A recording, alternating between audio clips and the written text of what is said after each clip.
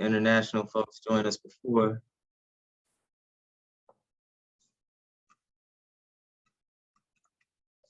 How's everyone feeling today? I don't know about your part of the world, but it is pretty cold here in the DC, Baltimore area. I'm just coming back from Cali, and I was hoping to bring some of the good weather with me, but no luck. It's real cold out here. Sunny but cold. Hopefully, it is a little bit more pleasant and warm where you are. So we will give it just a few minutes while people join. And I believe Harry will, or if he hasn't already, if you can drop the agenda. It If you can, should be in the chat. okay. So I will pull up the agenda here shortly, but can just explain the first part of the agenda as I talk about it, or without sharing the agenda, I should say. So we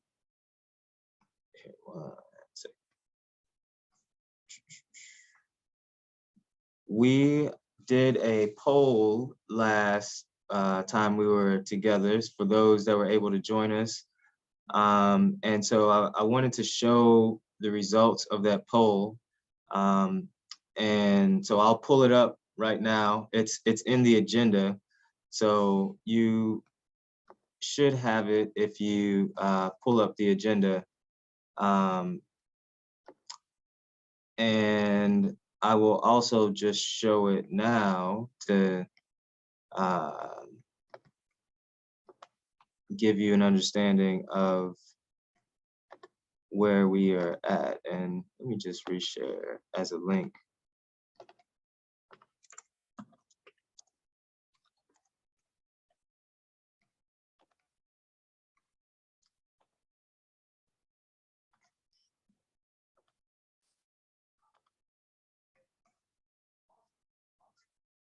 So last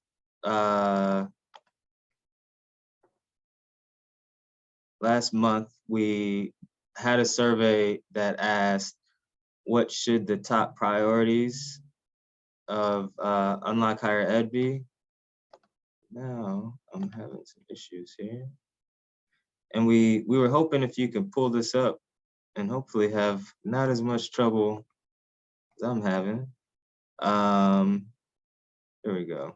That's pretty good. So we asked the question, what should Unlock Higher Ed's top priority be? This allowed you to select one choice. Oh man. And you can see from the results what those options were. I have a lot easier time with it on my cell phone than I do on the computer here. But what we're actually going to ask you to do at the beginning here is take a look at this. So there was 35 of the 39 folks that joined us last time responded to this. And you can see what those responses were from this survey. It looked like the top option received 23% of the votes. You can see what the second option, top option was, and so forth. We also sent out a Google poll that we will send out again, but you can access it through the agenda. And we asked that same question, and you can see what the results were from that poll here. And what we were hoping to do in this very beginning part, so we will do as we always do at the beginning of our Unlock Higher Ed meetings, is break out for introductions. But in the additional to randomly putting you into rooms where you we hope for you to give your name, your location, affiliation, and what brings you to the work. We hope for you to kind of do that in about 2 minutes. And then in the other 2 minutes, we hope for you to give a few words on the option that you chose or something that you see in that survey that you think that Unlock Higher Ed should focus on. So you'll have about 4 people in your breakout. 3 to 4 people, and we'll take about 15 to 20 minutes. So each person will have about 4 minutes or so. The toughest part is on the first person, but hopefully someone in your group volunteers to be that first person. And then we'll come back and kind of get a few words on what everyone thought, and then move into the second part of the agenda, which is actually going to be Belinda sharing a little bit about some recent findings with the FAFSA. So that is, you hopefully want to click on the link that I dropped so you have it, because the chat will go away from you when you go into the breakout room, potentially, if you just so you don't lose it, go ahead and click on it, get that survey up, and have those options in front of you to help guide your discussion. Any questions on the plan? And so you may have, it looks like we have some folks jumping in the call now. So for anyone that may have not heard those full instructions, hopefully you can help your fellow breakout room participant out and give them a little bit about what we're doing if they're just, for those that join us a little bit late. Questions? So I will go ahead and open up the breakout rooms. Hey Stan, I was just going to add that if you're on some kind of device that doesn't allow you to like get in the breakout rooms, don't sign off or anything. Just kind of hang out, and we can either get you into a breakout room or just kind of hang out too. I mean, we just don't want to lose anyone if you're not able to participate in the breakouts. We realize some people aren't able to participate in the breakouts. Thank you, thank you. So there we go. Please join your breakouts if you can, and we will see you soon.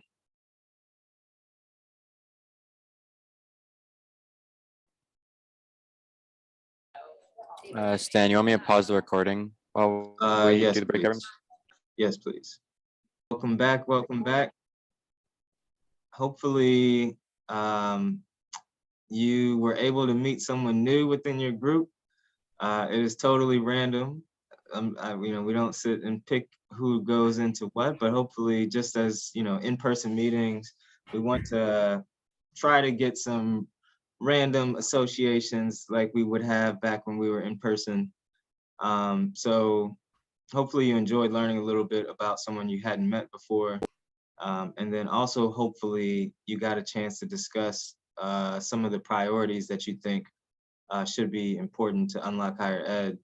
So before moving to Belinda, I wanted to take at least 5 minutes to maybe get a few comments on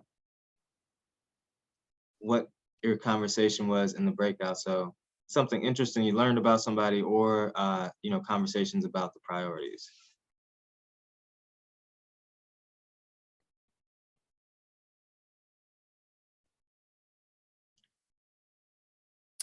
Hi, everybody. I'm Bradley at the Center for American Progress. One of the things that the 4 of us agreed on is that the state level work that this group does is really, really important.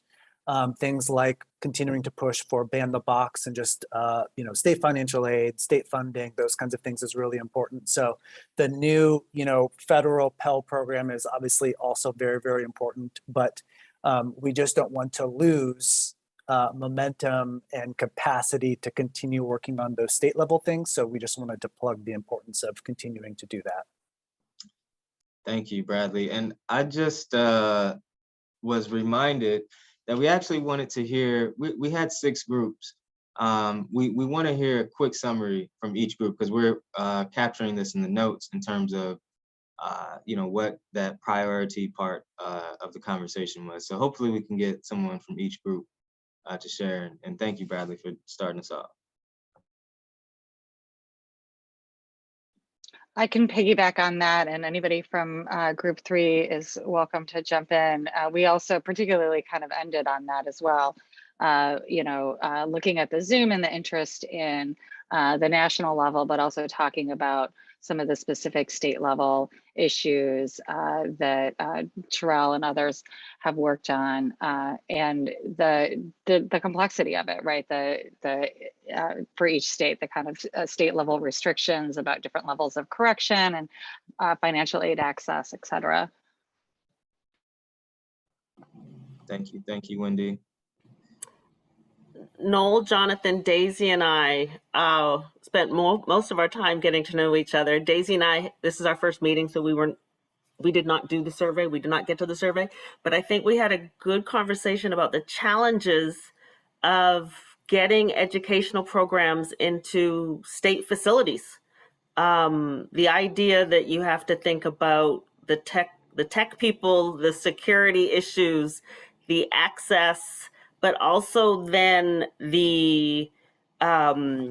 and Noel used the great word of the convoluted nature of higher ed to begin with, is what program are you signing up for? Does everybody in the same institution going to be doing the same program, or at least going to the same university?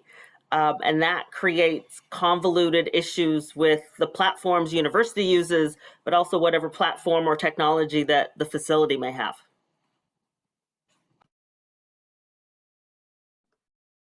Thank you. And I did want to correct that this is my second meeting, but yes, and I did do the survey based on those issues that we just talked about here with Keisha. So thank you, Keisha. It was a pleasure meeting you. Thank you, Daisy. And thank you, Keisha, for joining for the first time. My fellow HU colleague.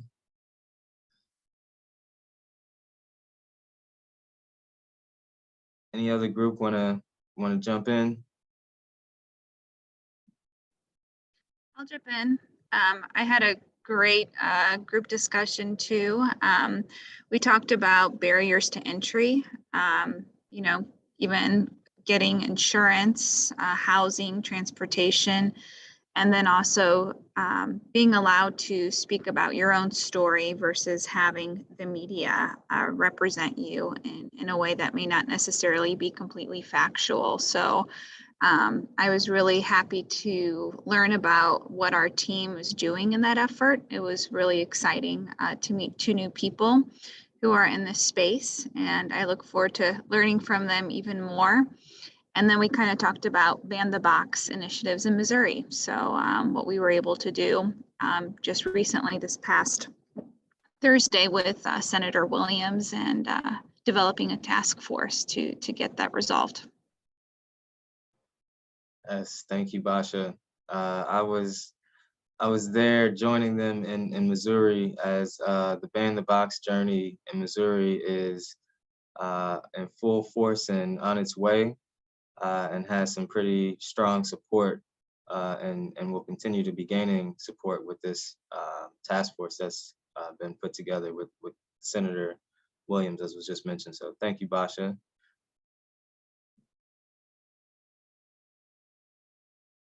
Just housekeeping FYI. So we, the folks on the steering committee, will use the survey data to put together, you know, a report out on what came from these conversations, and, you know, some suggestions to where we should be focusing. So we appreciate you taking the survey and also having these conversations. Maybe one more group, I think.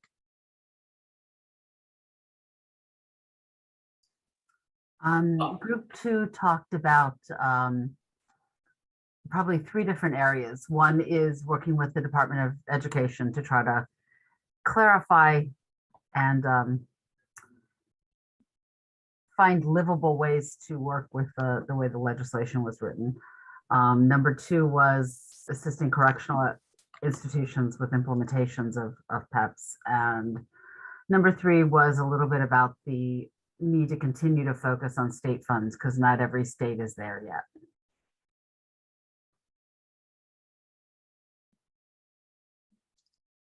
Thank you. Thank you. Stanley, I'll offer a quick comment. Just Mike Leach from Arkansas Community Colleges and our group, we talked about the need for state funding too, but talked a bunch about programmatic issues like the degrees that need to be offered and things like prior learning assessment and relationships with the community and the colleges that we're trying to work in. So a lot of programmatic issues for us.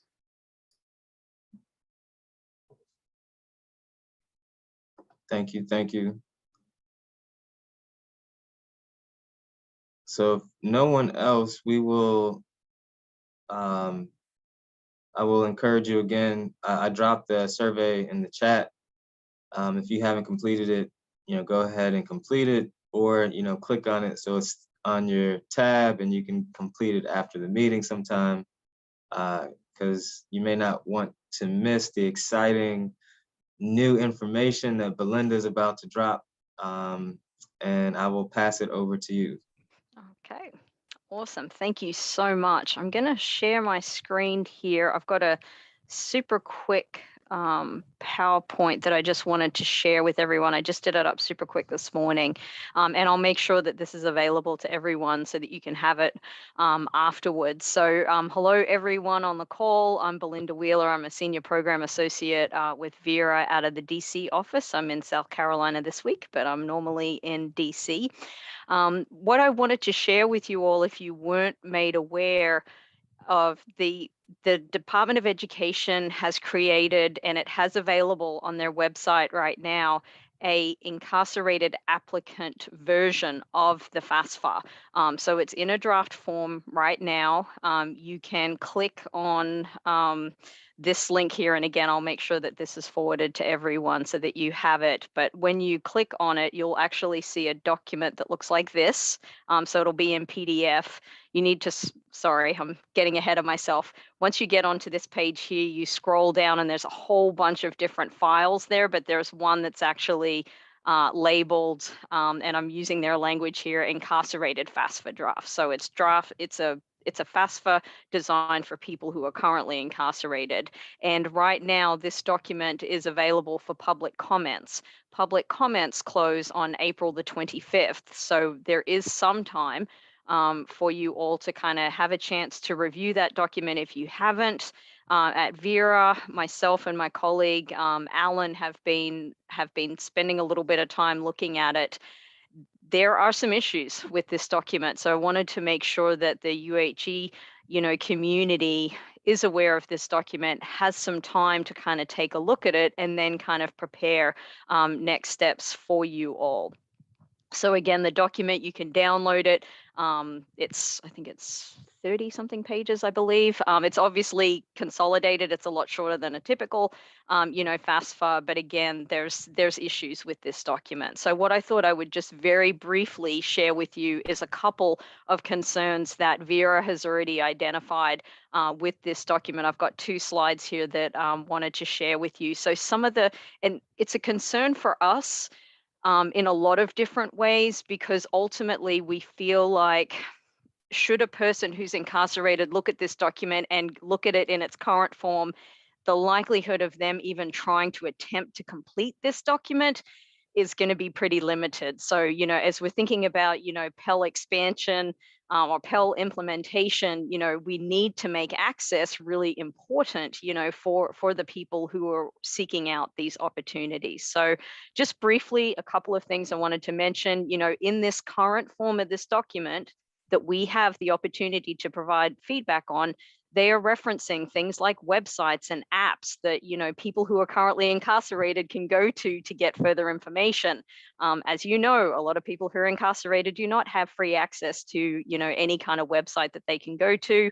Most don't have mobile phone apps that they can access. So just even some of these basic things hadn't necessarily been perhaps as thought out as we would kind of hope.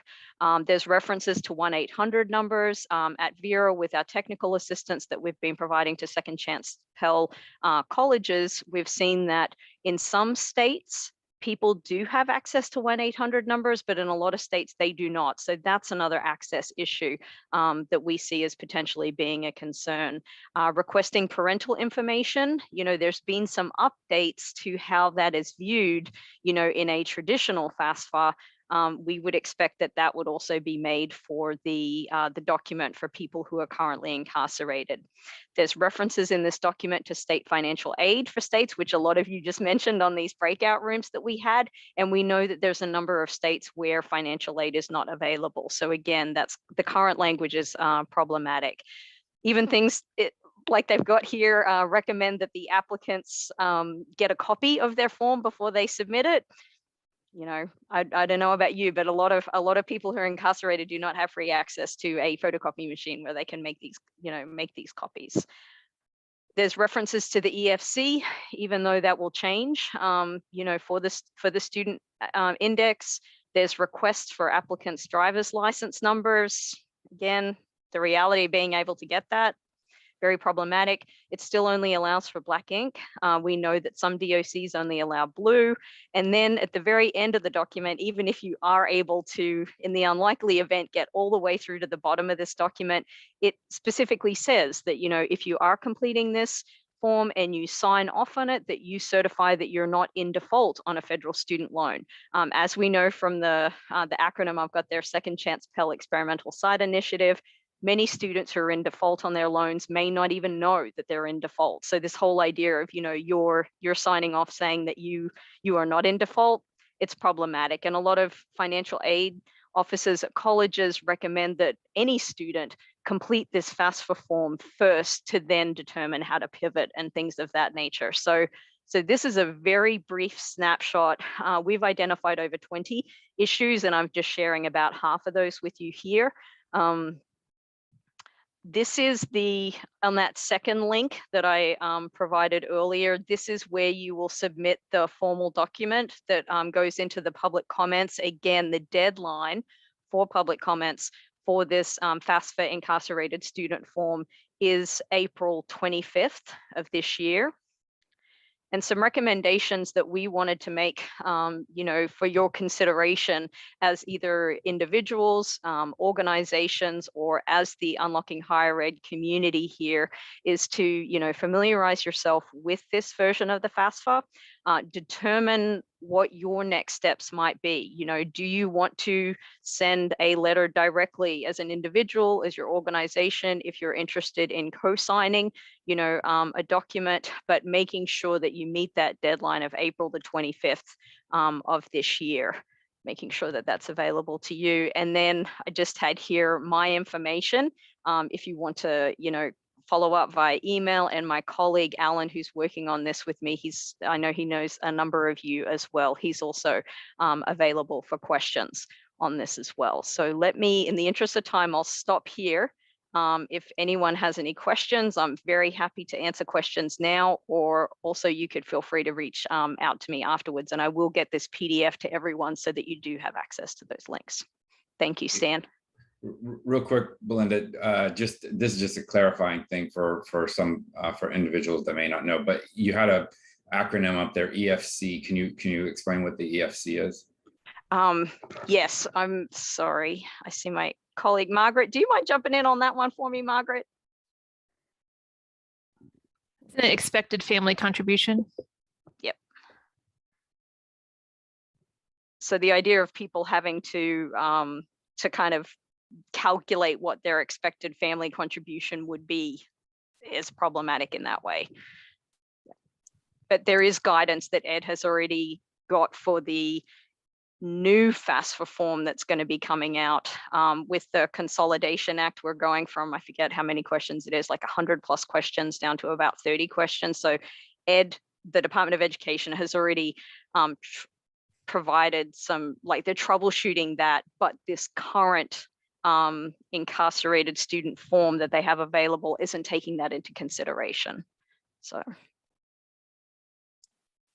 can I ask more on that? So the new simplified FAFSA that will have the student aid index information, that's what they're replacing EFC with, is going to be for the, is it 24, 25 now? Is that where we are? And so is this incarcerated applicant application going to be released before the new simplified FAFSA comes out, or are they going to align? It's not clear on the website, and I will definitely default to my colleague Margaret here. She knows something other than that, but it's not clear on that the federal registrar as to where it's supposed to go. My expectation is that this will be ready. So come July 1st of 2023, this document is, then made available. But I don't think, correct me if I'm wrong, Margaret, I don't think we've gotten clear guidance as to when this would actually roll out. I think you're right that it would start for, it wouldn't affect the academic year that's going to start in September. It would probably be the one after that. Because there's, as many of you know, there are these very long timelines that Ed has in terms of like when forms get out into the world, then there's a public comment period, and then there's this, and then there's that, and then finally it's part of the process. It could be, given the fact that, this public comment period finishes near the end of April. We know that the guidance language post-negotiated rulemaking from Ed is coming out November 1st of 2022. There could be some potential, crossover of some of these things. But again, I can't speak for Ed because they haven't given any guidance with regards to that. Terrell, my friend, I see you had yourself unmuted.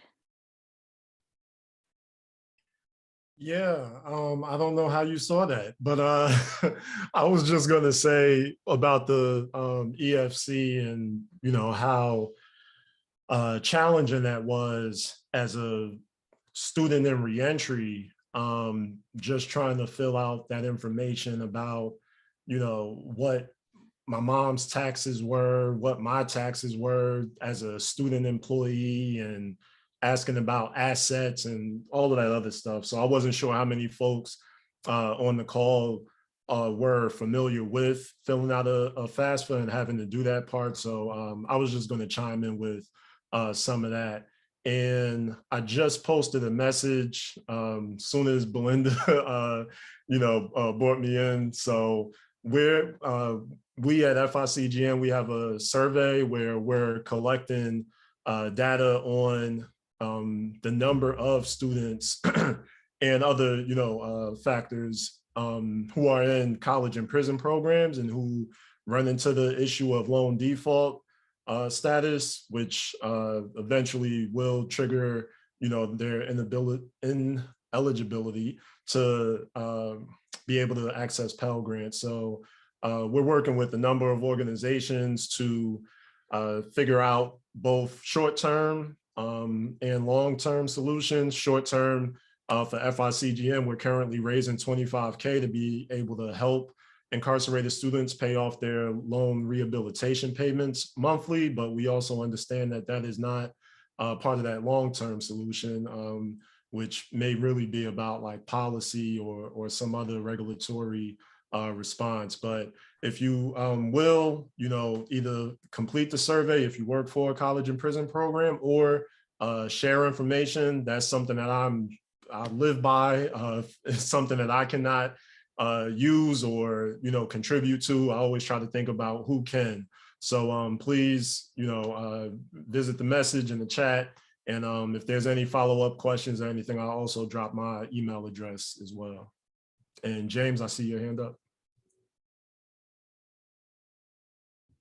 Yeah, thanks, Terrell. Well, I was incarcerated in the late 80s, early 90s, and I actually did get Pell inside prison in the beginning stages of my incarceration. I wouldn't have even went to school had I not went to the education wing, and the EOC counselor was down there.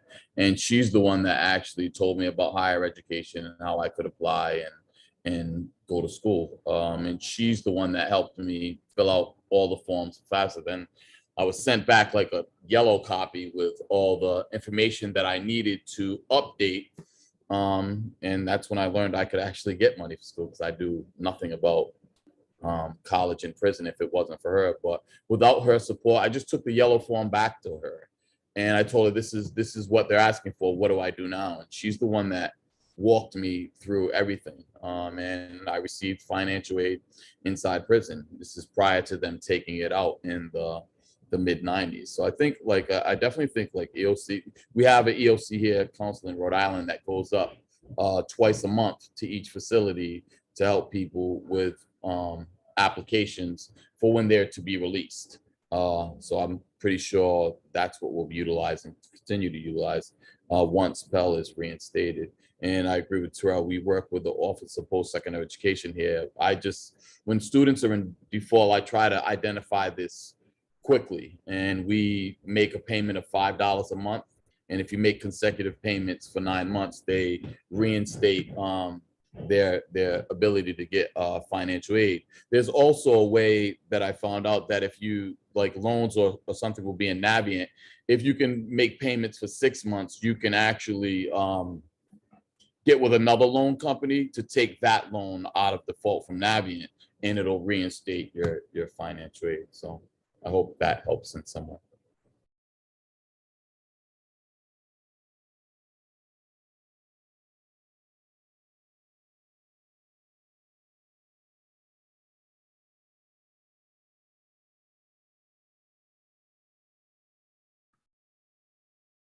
All right.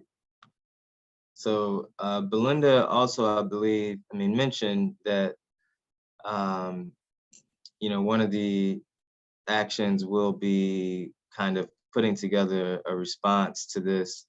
So as she mentioned, I just want to reiterate that if anyone is interested, to get in contact with her in terms of working on putting together the response to the incarcerated FAFSA form. Any additional questions on that?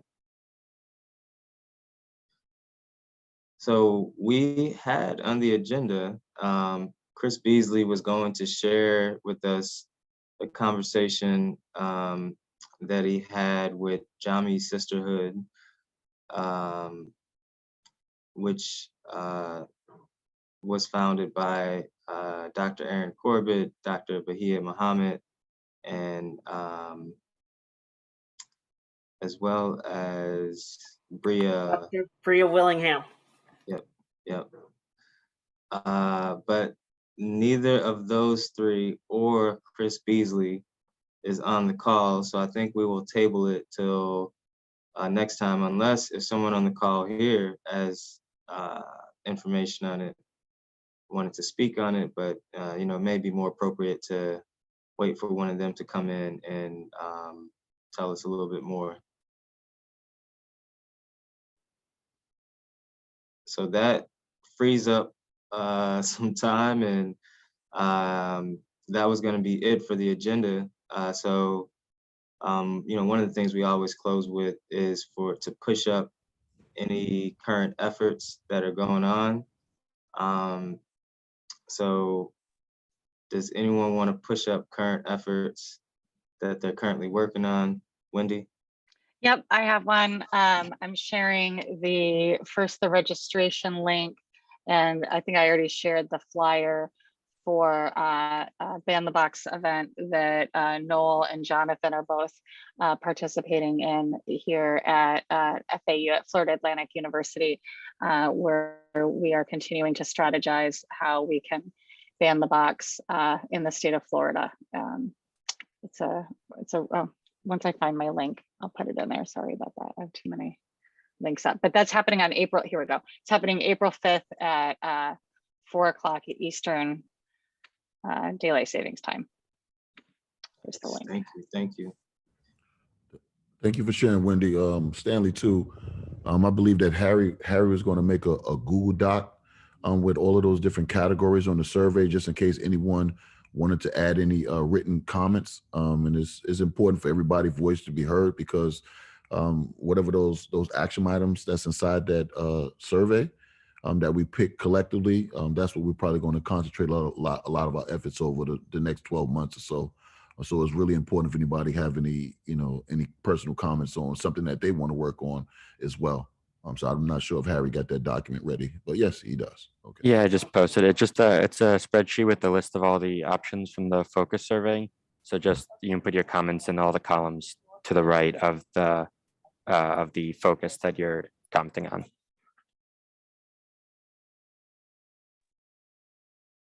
Thank you. Appreciate that, Jay and Harry as well. Any other push-ups or announcements? If I could just respond super quick, there's been a couple of comments in the chat with regards to the links and everything. If you look at your chat, I posted, I'll repost it again now, the PDF that I just shared with you all, that if you open up the PDF of my PowerPoint, I just resent it again in the chat, you will be able to get to the links to both the FAFSA IAF draft, and there's also another link on there, which is where you put the public comments. And I've also got my email address there too. So if at any time you have issues or like, hey, Belinda, I still can't find it, feel free to email me and I'll definitely give that information to you. Thank you. And Belinda, did you say, have you decided if Vera is going to write a letter that you'll invite sign-ons for? Is that the approach you're taking? So Vera is definitely, we're in the process of writing a response right now for it. A number of different organizations have reached out to us to ask whether or not we'd be interested in like kind of consolidating. We could certainly, if entities wanted to co-sign our one with the time frame that Vera has. I was just actually speaking with my boss earlier today, Margaret, who's on this call. We have an approval process that we need to do on the back end before something gets put up onto the federal registrar notice. So I'm not sure that we would have the time necessarily to write something from scratch, with whomever wanted to, do a co-sign thing. We likely would have, right now, I think we've got 21 or 22 particular points that we have already addressed. We would potentially be happy to share those 21 or 22 points that we have. And then if entities wanted to then co-sign onto ours, we would certainly be happy to do that. Or if you all wanted to take what we had and then do your own thing, there's certainly that opportunity for some co-signing of things. Just reach out to me and then we can certainly see how that might go with the time frame and everyone's best interest with this. Yep. Belinda, Belinda and Margaret, hi Margaret, what would be the time frame for us to get a copy of the one that you have? And then if an organization or if it's decided that Unlock Higher Ed can sign on in some way, what is the drop dead date for that? And then also, I know we talked about this, but I want to open it up for everybody else on the call. Let's say an organization signed on to it, to the Vera letter, they still could send their own letter because it might be more tailored to a point that they had. So I know you said you identified 20 or 21 without even doing a deep dive. Do you anticipate coming up with more? Because if you've taught 2021 right off the bat, I can only imagine what's embedded in this thing. I guess I can speak to the first part of your question, Kim. So I think what would be best, and not to like take up too much time right now, is we can send a follow-up email to the listserv and just say like, here's the plan, here's the timeline, because I just have to find out a little more information internally, frankly. So we'll do that, and then we can send an email out to the group. And yes, for sure, if people wanted to join our letter and send a letter making some different points or more specific points or really hitting home on certain issues, I think the more the merrier. There's a lot of room for improvement on this document. Thanks, Margaret. And Kimberly, for your second part of the question, my friend, I think we're almost at the finite kind of level. We may get to around 25 kind of points, but I think we've comprehensively, like as that overview. I think we've really tried to like do more bigger picture and then, you know, get down to some of that. But I don't see us going over 25, for example. So I think we're almost there, if that kind of helps with that part of your question. Kim. It does. Thanks, Belinda. Yep.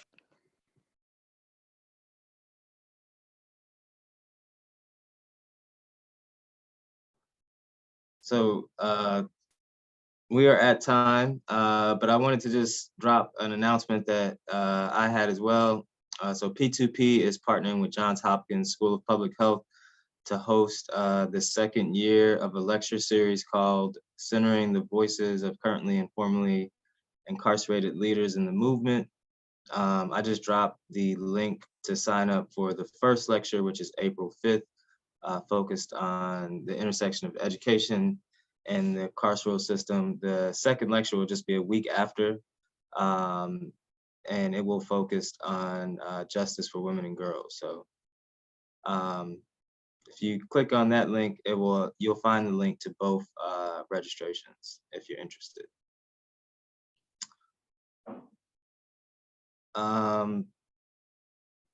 Questions, comments, or any last updates? Also, real quick shout out. See, I was saving mine for last just to save room for everybody else, but no. But shout out to Basha, who mentioned earlier the Missouri Ban the Box work that she's leading, and it was a great event. I attended. We met with the senator. One big thing that we didn't mention, so we're moving forward with banning the box, but we just found out that they have literal buckets of gold and money laying around that they're trying to give out, and we want buckets of gold and money. And they are giving, they have extra COVID money that we just discovered that they're trying to allocate before their session ends and appropriations end. So I don't know how many of you are in Missouri or if any of your states are in that similar situation. We didn't know about these buckets of money, but our senator loves the work we're doing and wants us to give us some of those funds. So that was also a big win within also pushing forward with Ban the Box. Yeah, that's great, Stan. That's awesome. Thanks, Stan, and thanks, Noel, too. You led the effort, so we couldn't have done it without you, Noel.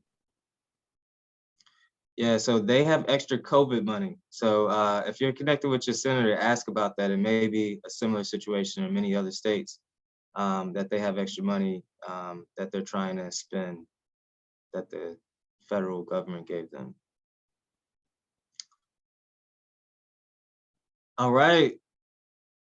If no other announcements, thank you all for joining. We will hopefully have some follow-up for you before next meeting, and hopefully we see you next meeting as well. So We take will care. see you everybody. on April 25th, everybody.